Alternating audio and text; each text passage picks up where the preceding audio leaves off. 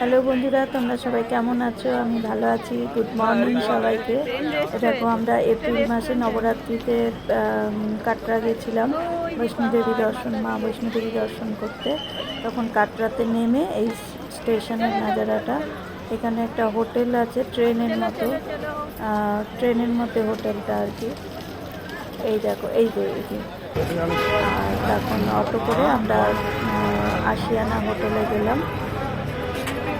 আশিয়ানা হোটেলে খুব ভালো ছিল হোটেলটা। দেখো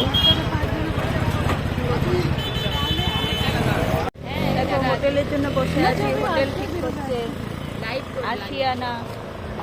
লাইভ হবে না তো?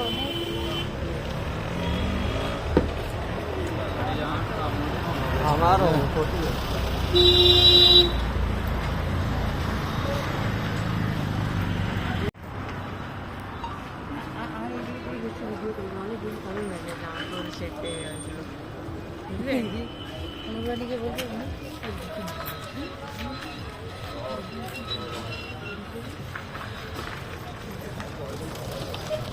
আটো আটো